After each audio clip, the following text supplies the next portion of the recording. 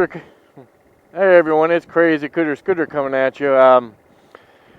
What I'm looking at is what is left of an old brick factory.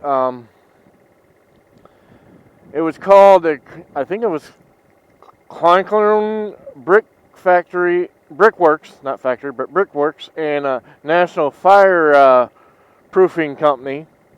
And this was basically their clay borrow pit. I don't know if it was filled with water at that time, but I don't think it was. So this used to be their borrow pit. Their stuff used to be, I guess, more towards Lake Avenue over there, by closer to the apartments than the road over that way, because there's the apartment complex here, and I'm sitting in the subdivision called Hidden Lake, which is pretty much surrounds the lake and all that stuff. There's a little subdivision over there. There's that apartment complex. But I believe, from what I have gathered, there's still some remnants of the factory under the water. Nothing major, like some railroad tracks, and I believe some shanties and stuff like that. But not much really of that. So... But this was their clay pit right here. And I believe in the 70s it was called... What was it called in the 70s? Amber Lake. It was called Amber Lake in the 70s. I don't think it's really known as Amber Lake anymore. But we're going to go this way.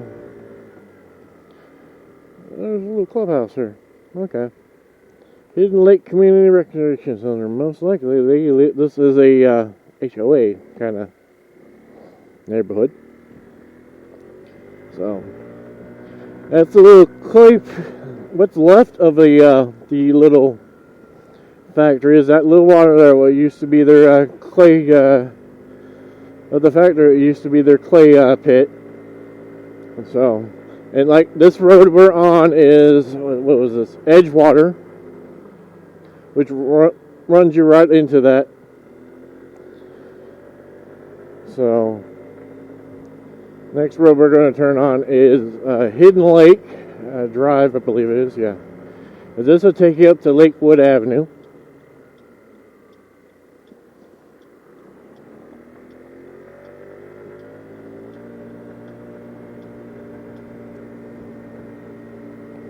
This takes you up to Lakewood Avenue and all that stuff. So, basically the lake is back over that way to our left now. I don't believe it's attached to Deep River or Lake George, which Lake George is basically a part of Deep River. So definitely, as far as I know, not attached to any of that.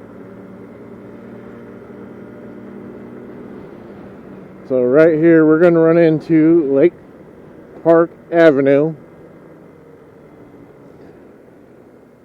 But that's how the residents of Hobart, or why the residents of Hobart are known as the Brickies.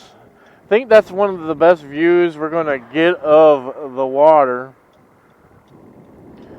But we're going to go up this way. I don't know if we can get anything. From another spot I might be able to get the view of it.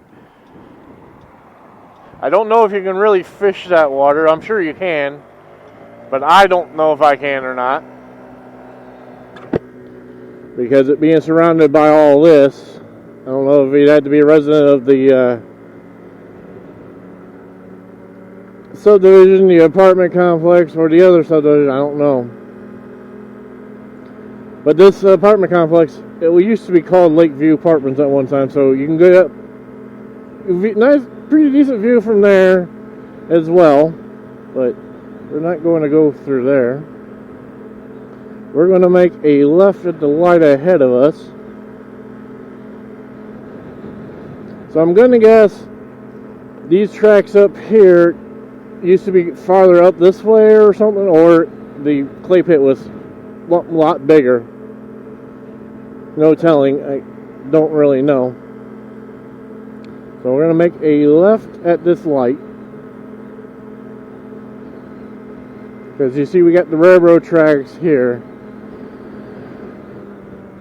If these tracks could have been part of that, I don't know. But I kind of doubt that, so yeah, we're not going to really get any other view. It's good to view from that lake over here. So this is the left we wanted to take. But you can see the train bridge and all that stuff. Yeah, there's no real view of it. Because there's Lake George right over there on our right hand side. We're going to make a left into here.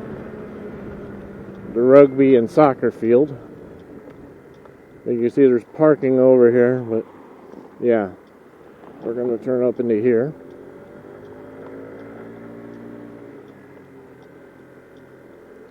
Because there's a part of a deep river over there. And if you look on Google Maps, you can kind of see where it would look like it might be connected, but it doesn't appear to be. So it would be on the other side of them trees and tracks right over there. So there's, again, not really a good way to get to it, at least on scooter. I'm sure you can cross the tracks and there's might be a trail to go down that way, but we're not going to do that today, so we're going to go back up this way. And we're going to turn back onto Lake Park Avenue. Or, I think it's Avenue. And go to another spot that's close by that is open to the public as far as I know of. And it's part of the Shirley Hines Land Trust. It's a nature preserve. It is the Cressmoor Prairie Nature Preserve. So we're going to go out here, make a right at the light here at the Family Express.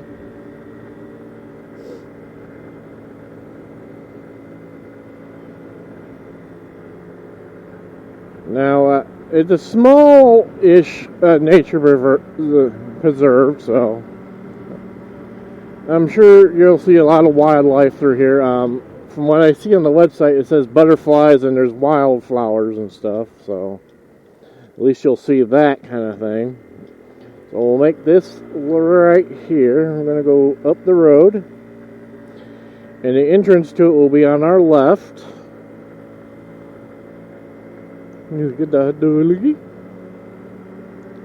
So up on our left. And it would be butted up against what used to be basically the Cressmoor Golf Course, which is no longer there. I covered the country club part of it, or clubhouse part of it, because it still exists as a bar and all that stuff. But the golf course is gone. Now they have kind of built houses on to the what used to be the golf course, which we will pass by in this video, most likely.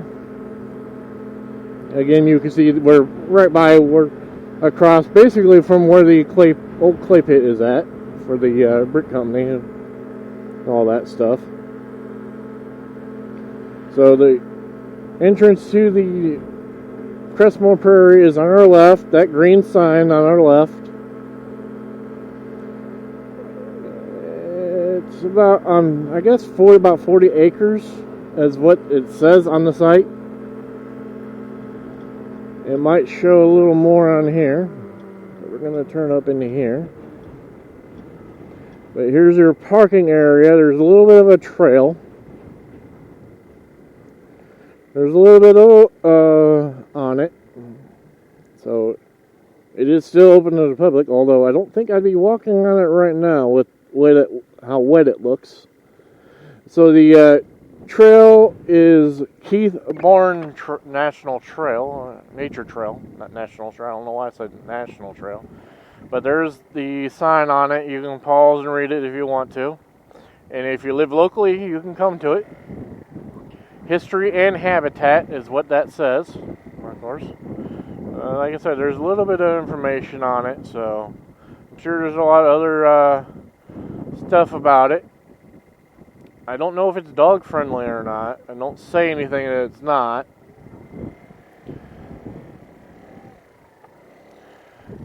No fires, no hunting or trapping, no camping, Let's see, no horseback riding, no use of vehicles, no biking, no littering, no rock climbing, removal of all that stuff. So they don't say anything about you can't take your dog with you for a walk. So that's the Cressmoor Prairie Nature Preserve here. I don't really know how long the trail is. It may be less than a mile. We're going to come out here and take a left.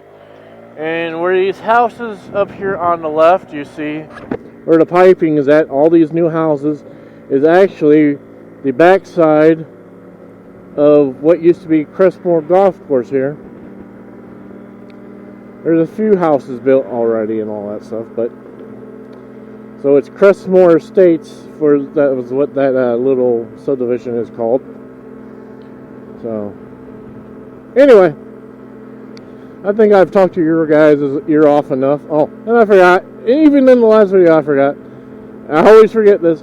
Hello to all my brothers and sisters from the Soul Rider Scooter Club.